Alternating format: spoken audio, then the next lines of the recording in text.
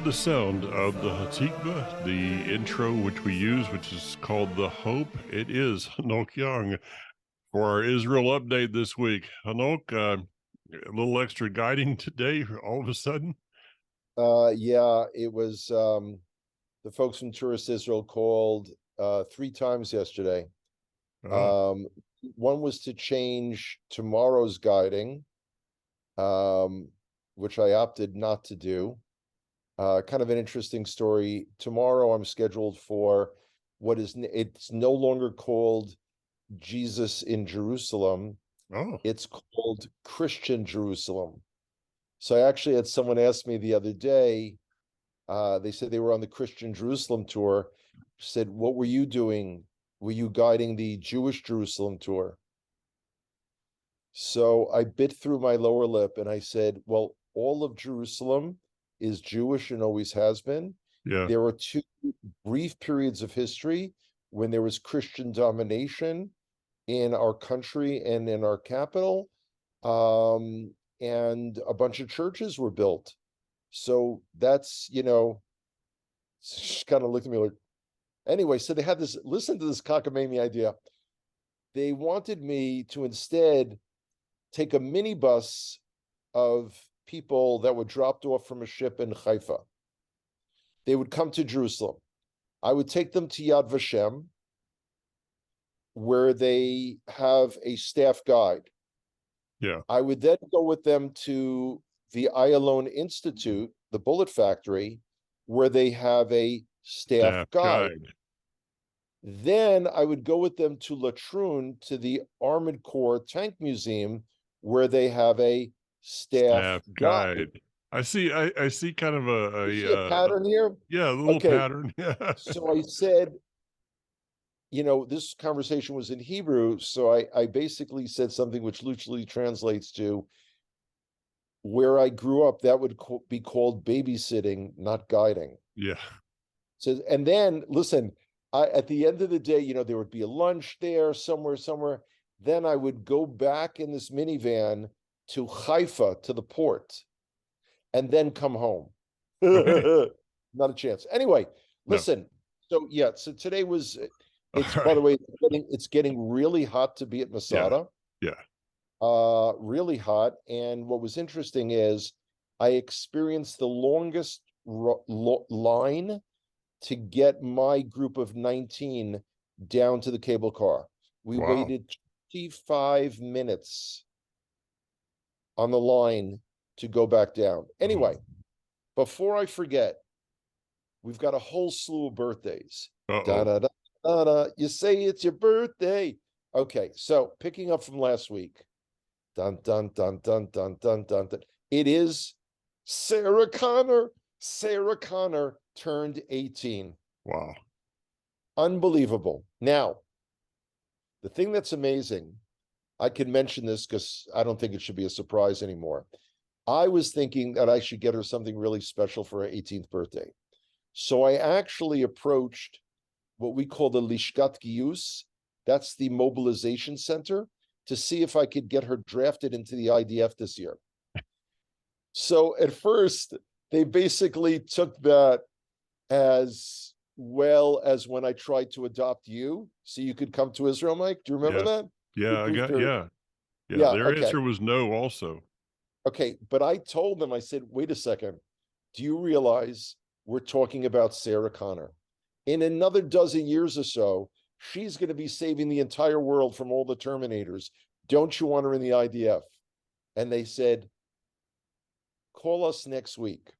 Now, at a moment like that, I thought to myself, it might have been a good idea to have had a conversation with her mom about this, but hey, we're just going to move on. So happy birthday, Sarah. Whose birthday is it also? Rose Connor. Yes. Rosie. Happy birthday, Rosie. Yeah, big things going on for Rosie. Rumors are abounding about school and all kinds of things, but I don't know anything. Okay, there is yet another Connor whose birthday, Noah Connor. Ah, Noah Connor, also a resident of Franklin, North Carolina. True. So this is like, it's just, I don't know.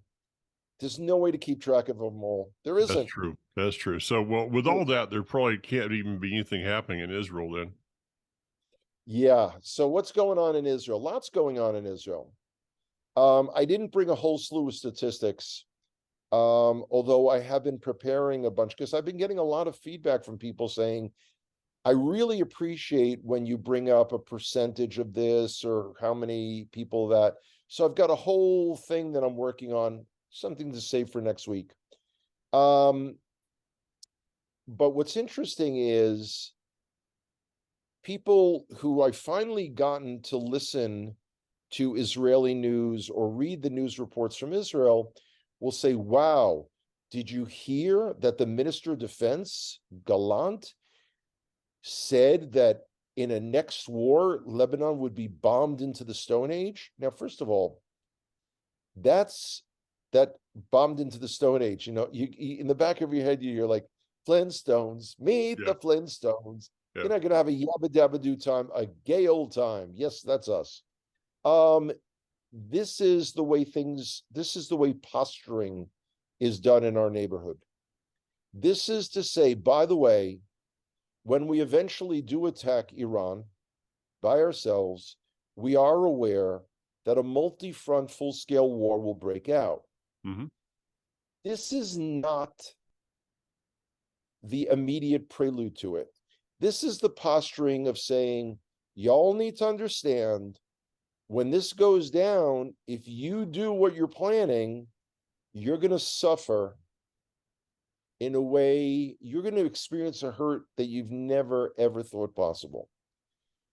But I do get frustrated, big shock, when people say, like, oh, is there war going to break out? And it's again, you go back to that situation Yeah. of the people that heard that, when Trump said he was moving the embassy to Jerusalem, and by the way, let me stress to everybody, that is not the real embassy. Not now, possibly Yeah. not ever. When my American passport has to be renewed, I will have to go to the American embassy, which means Tel Aviv. Tel Aviv. Yes. So in any case, we did hear, speaking of the Americans, Kamala Harris weighs in that Israel needs an independent judiciary. Now, Kamala, get a life, go elsewhere, or lock yourself in a cave somewhere. Don't give an opinion of what we in Israel need, either for our judiciary or for our government. I mean, this is really crazy nuts cuckoo. Other things going on in Israel. They are just finishing up now 2 weeks of national preparation exercises. This is like a yearly thing. Where and what's interesting is here in Modi'in, the sort of mobilization center where all the ambulances and the police and all come is a high school, which is 2.5 blocks from where I live. So it's like crazy nuts cuckoo. Interesting question came up today at the Dead Sea. Since the proposed Red Dead Canal that was going to pump Red Sea water into the Dead Sea is dead because the Jordanians pulled out of it a few years ago, what's the next plan? And when I said, I don't know if anything is in the works, but there are no news reports and there's nothing definitive about any plan to sort of save or resurrect the Dead Sea. And people kind of looked at me like, you keep saying that, but I don't know if you realize what you're saying.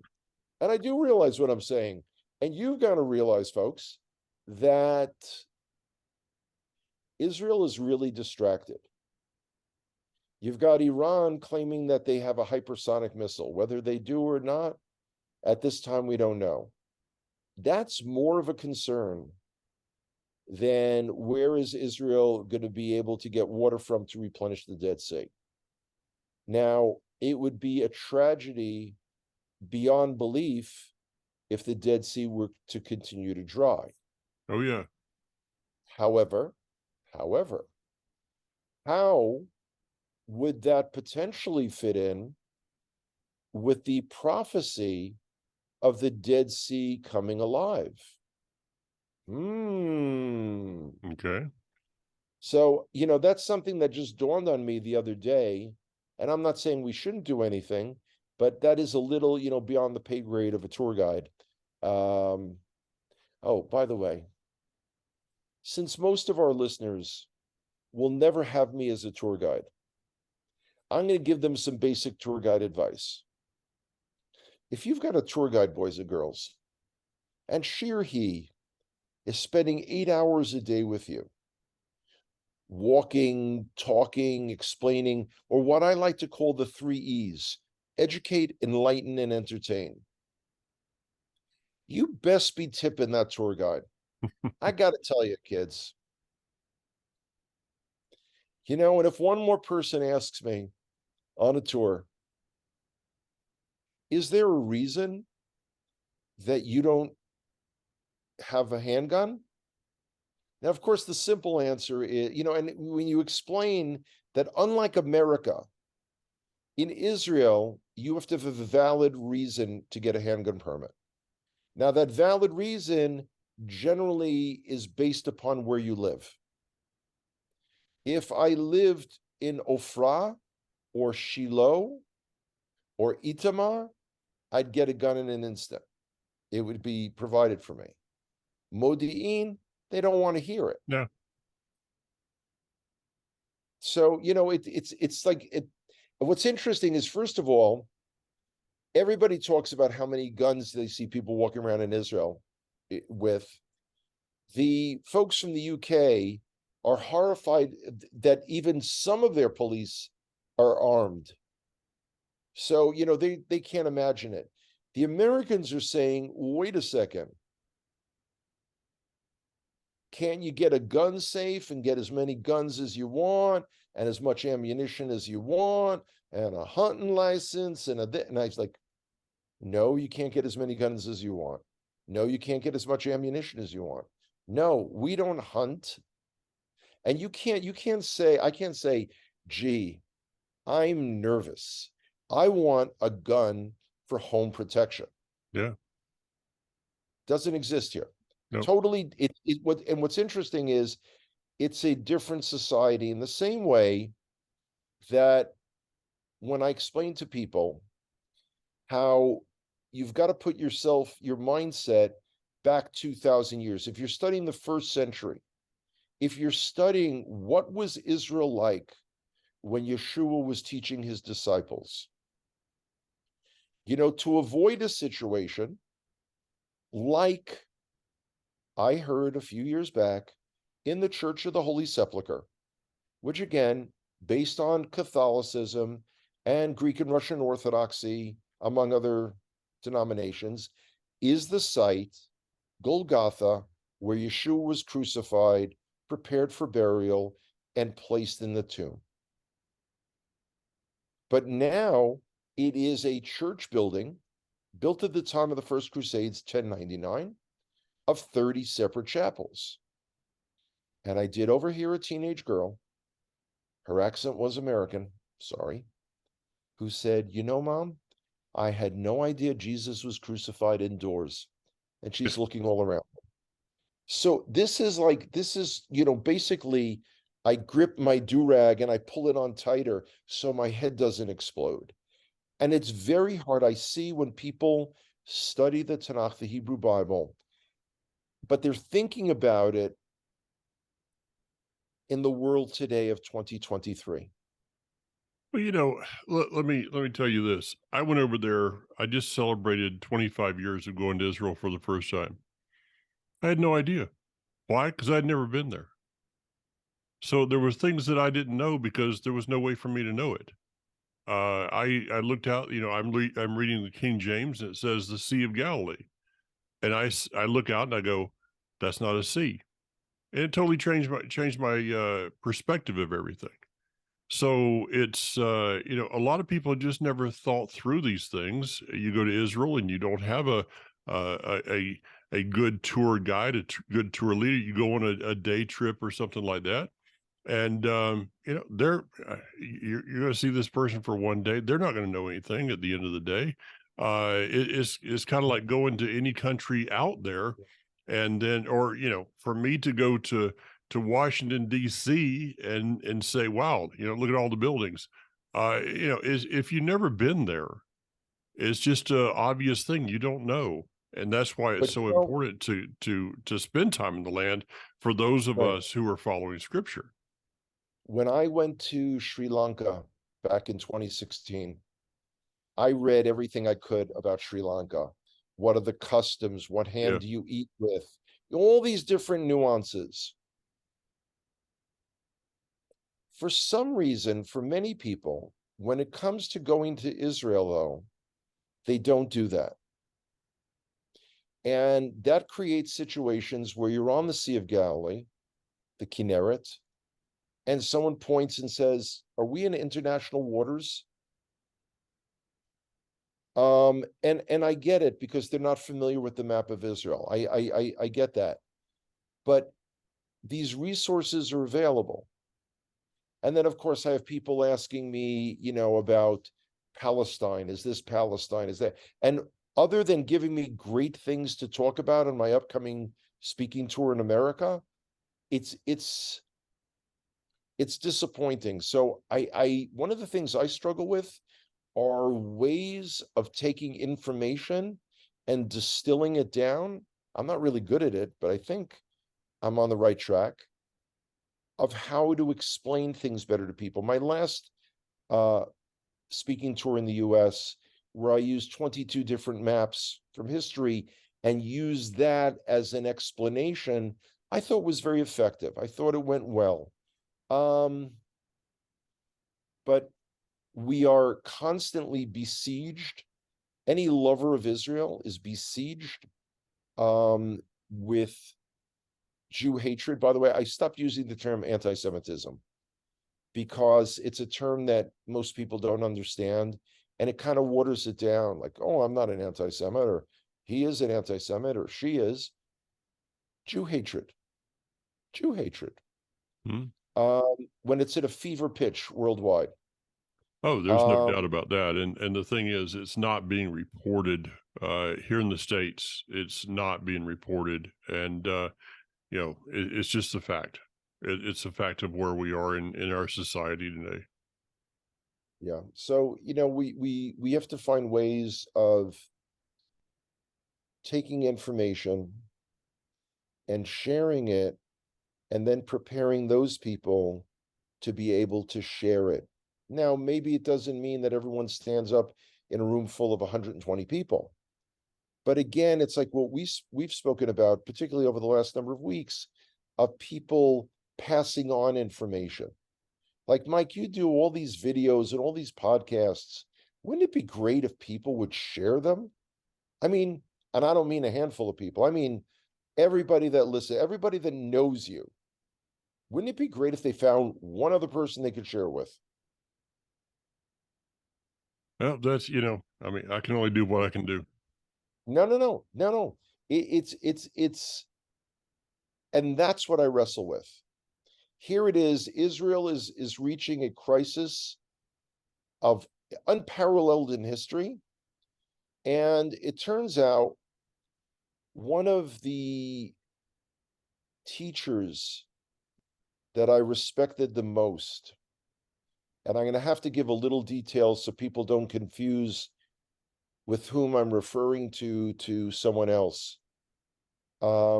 This was a man I really, really respected in Kentucky.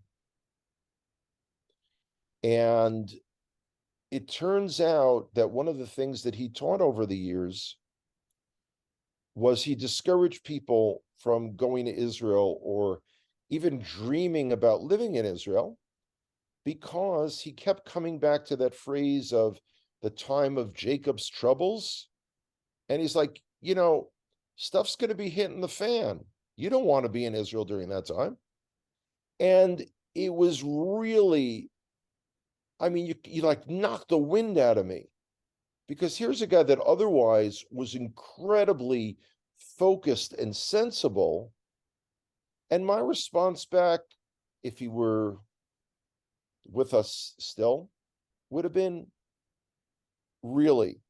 So you want to be part of Israel for the benefits, but you don't want to be part of Israel when the time gets tough. And that's really what he was saying. And I found that pretty outrageous. I So, quoted this. I was in Virginia last week, and yeah, how was that? yeah, it was great working with Barry. It was great. But I took the words of I think it was Dietrich Bonhoeffer, and I rewrote them. And they're in the front of my scripture. It says, "I have no right to participate in the fruit of restoration of His kingdom if I have not shared in the trials of its coming." Wow. Wow, drop the well, don't drop that Yeah, microphone. yeah, It's gonna damage your desk. But yeah. no, I mean, that really, I when the when my friend who wrote it to me and gave me this quote and explained it, I was I just sat there numb, Yeah. Well, because it's exactly what you're quoting yeah, in the reverse. In the it is. reverse. It is. Uh, these are the times that we must engage. I mean, we talked about that. You've talked about it. I've talked about it. The great thing is that what you don't know about is that we've had two more people sign up for the Connect to Israel trip in the last 2 days, and so Fabulous. actually we are booked as far as the number of rooms that I originally asked for at the hotels. So if anyone wants to add themselves to that tour, I have to first get an okay from the hotel. Wow. Yeah. See? Well, there was a song, Crosby, Stills, Nash, Young, and Clayton. I figured, we'd add you into the group. My cousin Neil. I made that joke years ago, that Neil Young being my cousin, someone actually believed it. I really have to be careful about the things I say. It's funny, the things people take me seriously about are ridiculous. Yeah. Um, but they had lyrics. It's been a long time coming. Mm, So that's great. That's great. It's going to be a wonderful, amazing tour. yeah. Um, and I'm still getting occasional nibbles for 2024. Oh, Even set the dates for that. yeah, we're going to be working on the dates for 2024. I can pretty much tell you that that tour is already booked or close to it. So yeah, no problem there. So as far I've seen some reports of some again some hot spots up in there was terrorist. Well, What happened in Hawara the other day? okay, there was a ramming. Yeah. I think it was last night, but I did want to touch upon um our young soldiers who were murdered by the Egyptian border guard policemen. Um, First of all, it will have absolutely no effect whatsoever on our relations with Egypt. Yeah.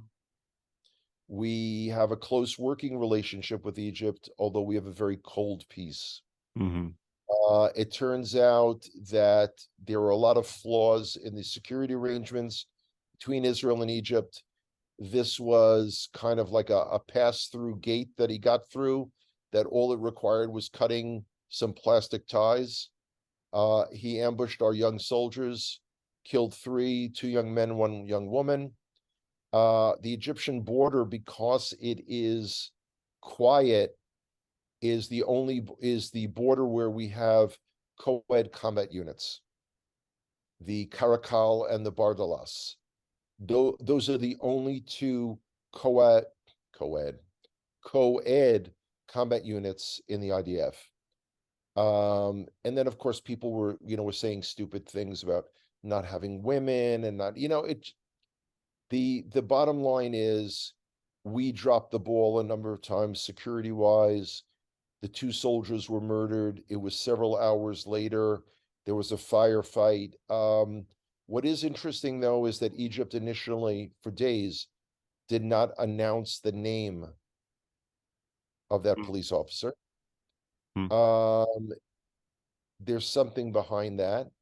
Also, their initial reports were that he had entered Israel chasing drug smugglers, which seems to be a big issue coming from Egypt. Um, and it was so not reality based. But again, even Israel's friends, Egypt, Jordan, quote unquote, I mean, they're more like frenemies than friends. Yeah, this would be an area that I think you would probably be much more optimistic than I am regarding Egypt and Jordan. I don't have any trust for them, for Saudi Arabia, for any of the countries, none at all. Period. Well, it's You have to deal with it. I sure, mean, it's on your yeah, doorstep. You got to deal with it somehow. I just have yeah, absolutely no trust for anything they've said. yeah. I mean, I think I did mention in a recent report a week or two ago that someone on one of my tours asked when Israel was going to retake Bethlehem. Yeah, And right oh, after by the way, Gaza. yeah, and it's kind of like, I made a remark years ago that Israel and Jews are not prophetic pawns, like on a chessboard where you kind of move, Yeah. move the Jew this way, and then that will, create, you need to move the other way. It just, things are crazy. But anyway, I hope by the time we're up next week to be able to share my upcoming speaking schedule in America. Great. Still wrestling with that, dealing with a lot of issues right now that have kind of distracted me, but it is happening. I am coming to the States. I will begin speaking probably in about 6 weeks. Okay. All right. Wait a Well, second. we'll look for No, the no, no. update. It's even less than that. Oh. Anyway, I can't add anyway, so it doesn't matter. All right. Well, maybe you can work on your math next week, between now and next week. All righty. Take All care, right. guys. Listen, I'm glad we got to share all those birthdays. I'm sure there's a lot more that we forgot, probably among the Connors as well. But hey, is what it is. We do the best we can. There you go. All right. See ya. Take care, man. Bye bye.